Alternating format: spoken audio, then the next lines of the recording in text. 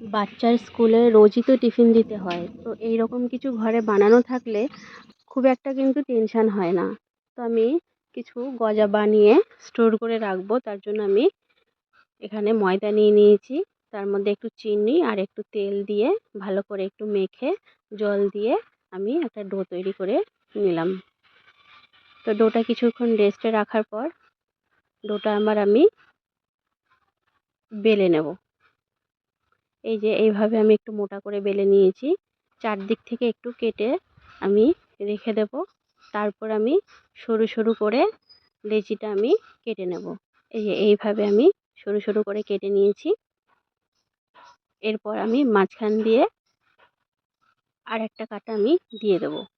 এই যে এইভাবে তো কেটে আমি একটা একটা করে প্লেটে তুলে রাখবো। এরপর একটা ফ্রাই প্যান গরম করে কিছুটা তেল দিয়ে দেবো। এখানে বেশ কিছুটা আমি তেল দিয়ে দিয়েছি। তেল গরম হয়ে গেছে। গরম করে আমি ঠান্ডা করে নিয়েছি। ঠান্ডা করে এবার আমি একে একে এই গজাগুলো দিয়ে দেবো। তো গজাগুলো আমি খুব আস্তে আস্তে জালে আমি ভেজে নিয়েছি। ভেজে সব নামিয়ে নিয়েছি। এবার আমি একটা শিরা তৈরি করব। 2 কাপ চিনি দিয়েছি, 1 কাপ জল দিয়েছি।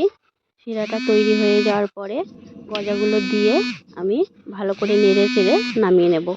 এই যে দেখুন, আমি একটা ভেঙে দেখিয়ে দিলাম। খেতে কিন্তু খুব দারুণ হয়েছে। আপনারাও বাড়িতে বানিয়ে রাখতে পারেন।